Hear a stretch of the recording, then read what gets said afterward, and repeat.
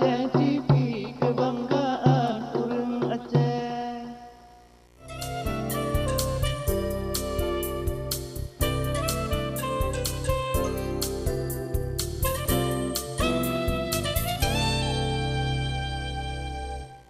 Assalamualaikum warahmatullahi wabarakatuh. Selamat sore untuk Anda semua pemirsa dimanapun Anda berada. Senang sekali rasanya saya Agustia Adha hadir untuk Anda di Habau Rinong setiap hari Selasa dan pada sore hari ini saya juga sudah tidak sendirian ya karena sudah ditemani oleh kedua narasumber kita. Kita sapa terlebih dahulu. Assalamualaikum dan selamat sore untuk Ibu Nurleli selaku Komisioner Komisi Informasi Aceh. Selamat sore. Selamat sore. Nah, kemudian juga ada Kak Mutia Rahma selaku staf kebijakan publik masyarakat transparansi Aceh ataupun MATA. Ya, oke. Saya ke Ibu Nurleli dulu. Ibu, apa kabar? Sehat, segar.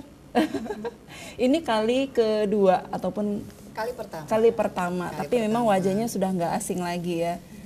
Mirip barangkali. Mirip, tapi yang pastinya kayaknya ibu deh. Bu, boleh cerita sedikit nggak sih apa kegiatan, kemudian agenda apa, kemudian apa sih yang ibu lakukan di Komisioner Komisi Informasi Aceh? Komisi Informasi Aceh itu kan sebuah lembaga negara mandiri yang relatif baru hadir di Aceh. Dia mulai lahir tahun 2012.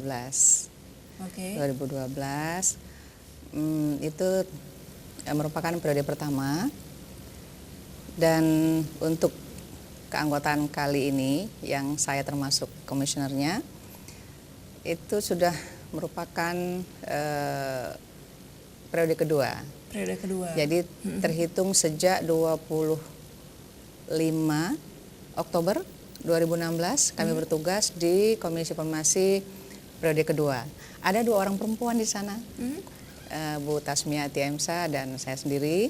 Kemudian ketuanya Pak Afrizal Sutra, wakil ketuanya Pak Yusran, dan saya kebetulan di bidang kelembagaan, koordinator. Ada 3 bidang di sana, satu kelembagaan, satunya edukasi, sosialisasi dan advokasi, satunya lagi penyelesaian sengketa informasi. Nah, ini nih, penyelesaian sengketa informasi ini merupakan tupoksi paling utama yang diberi oleh Undang-Undang 14 tahun 2008 tentang keterbukaan informasi publik. Jadi kita diberi tugas untuk menyelesaikan sengketa informasi publik. Apa itu sengketa informasi publik? Mungkin Mbak Tia sudah pernah tahu? Kalau informasi publik mungkin apa-apa saja yang bisa diakses saya nggak tahu nih. Nggak tahu ya. Nah, jadi di dalam Undang-Undang 14 2008 tentang keterbukaan informasi publik itu kan dinyatakan bahwa setiap badan publik wajib menyampaikan informasi yang dikelola oleh badan publik itu kepada masyarakat secara transparan. Oke, itu arti kata wajib. Artinya wajib. Ini memang Iya, diwajibkan menyampaikan informasi yang dalam kategori terbuka. Nah, itu dia. Karena nanti ada informasi yang dikecualikan. Betul, kan gitu. kategori terbuka ini bisa diakses, salah satunya adalah kaum perempuan misalkan. Melalui web. Oke. Nah, ini seperti apa sih, makanan apa saja yang bisa diakses dalam tanda kutip informasi umum? Kalau informasi yang sebenarnya di dalam Undang-Undang 14 itu diberikan ruang yang terbuka kepada warga negara Indonesia. Hari ini karena kita bicara tentang perempuan, jadi perempuan diberi hak, baik dia itu secara individual atau dia mungkin dalam kelompok orang, sebagai kelompok orang atau badan hukum. Nah, mereka diberi hak untuk bisa mengakses informasi apa saja sepanjang informasi yang ada di badan publik itu termasuk kategori terbuka. Misal, selama ini mereka permohonan sudah masuk ke Komisi Informasi untuk kita selesaikan sengketanya itu terkait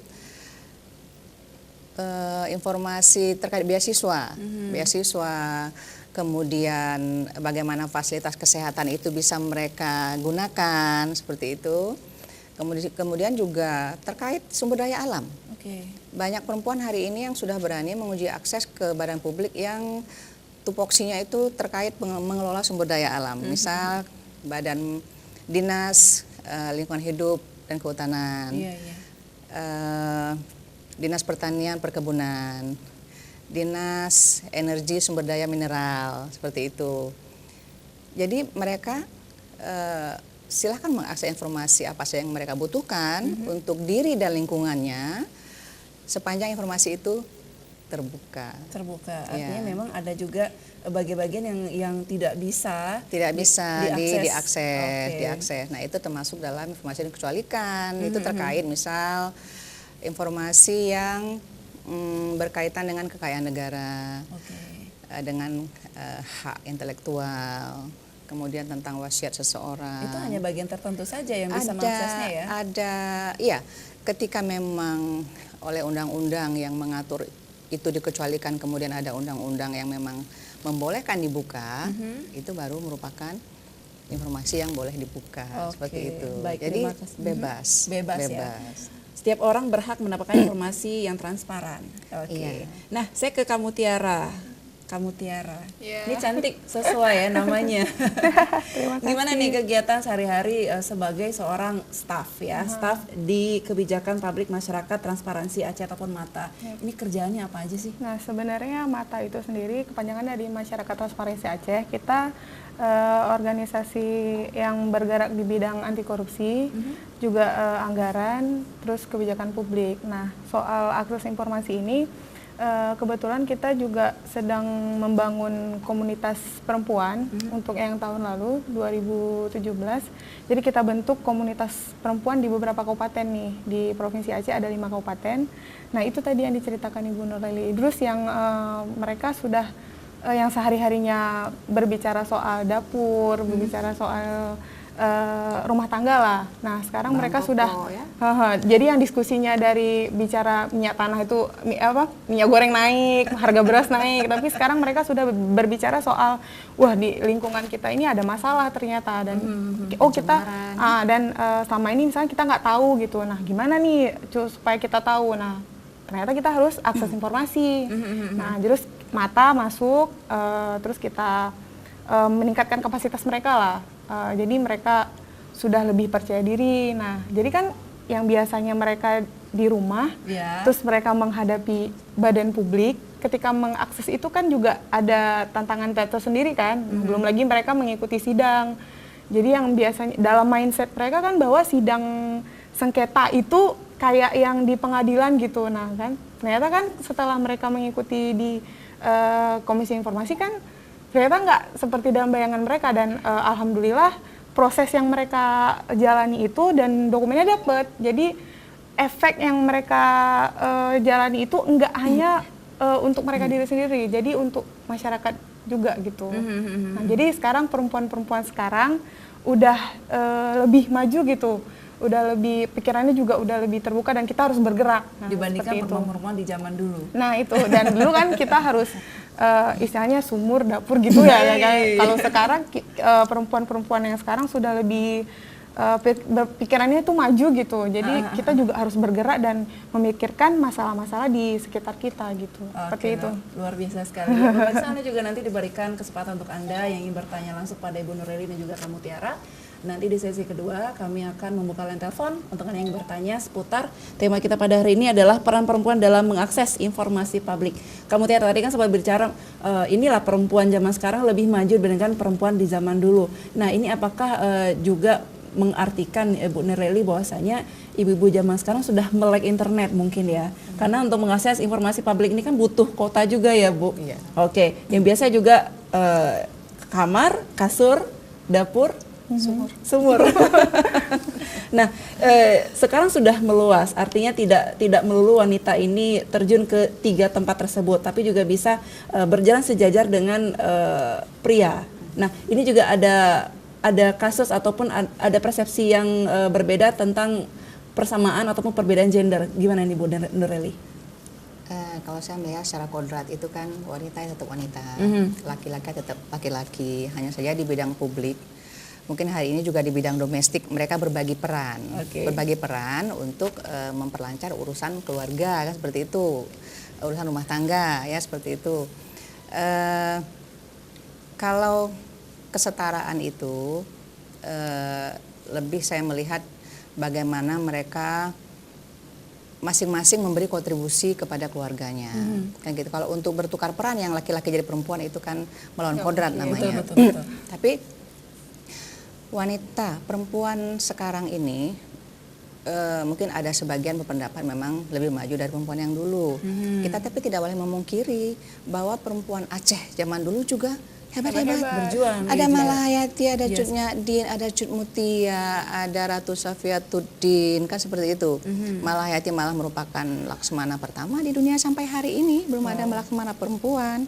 Nah, hanya saja hari ini dengan adanya internet, kemudian adanya pendampingan teman-teman dari LSM kepada perempuan-perempuan, kepada ibu-ibu dan adik-adik hebat. Saya kira adik-adik hebat namanya. Saya menyebut buat ibu-ibu yang sudah berani uji akses ke badan publik dan adik-adik yang sudah berani uji akses ke badan publik, ada adik-adik hebat. Adik-adik hebat, karena seperti kata Tiara tadi, untuk menguji akses itu harus punya nyali.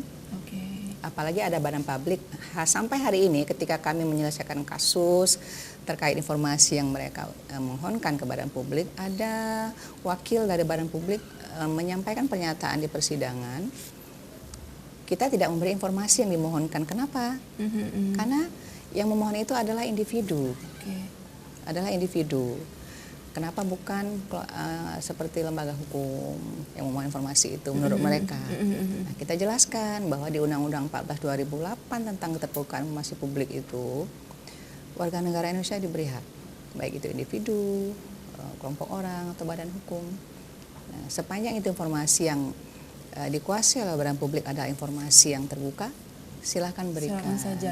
Nah, kalau untuk informasi sendiri yang paling sering diakses oleh pada kaum ibu-ibu, kaum perempuan ini situs apa ataupun informasi seperti apa nih Bu? Hari ini kita lihat trennya bergeser. Kalau di 2015 itu memang yang memohon bukan perempuan, umumnya badan hukum ya, teman-teman dari organisasi masyarakat sipil.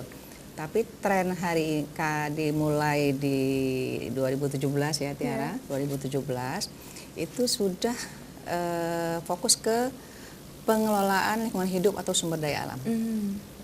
Mereka ingin tahu kenapa di lingkungan mereka bisa terjadi pencemaran sungai. Memang mereka tahu di dekat di lingkungan mereka ada perusahaan yang mengelola sumber daya alam, sawit misalnya, kan gitu. Kenapa di lingkungan mereka itu terjadi pencemaran sungai sehingga itu sungai tidak bisa digunakan lagi untuk kebutuhan sehari-hari.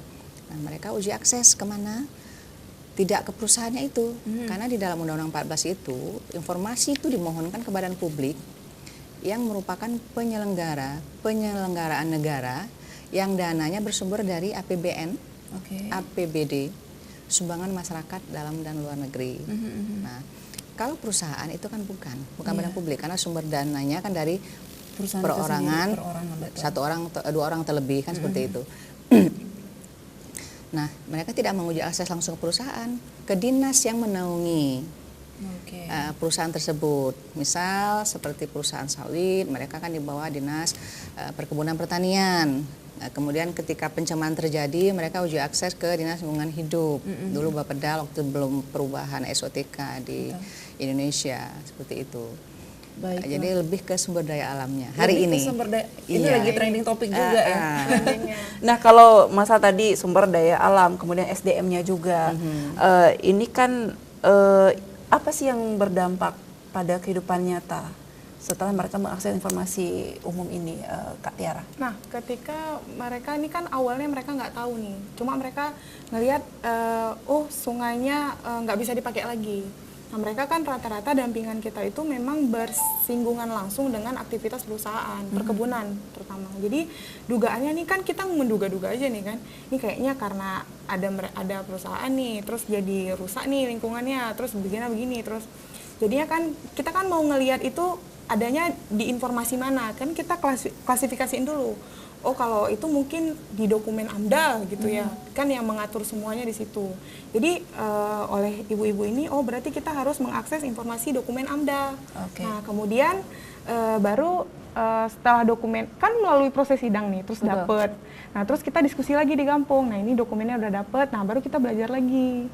Kita tahan dulu ya Kak Tiara ya. Ini semakin seru, tapi nanti kami akan kembali sesaat lagi. Jangan kemana-mana, tetap di ACTV.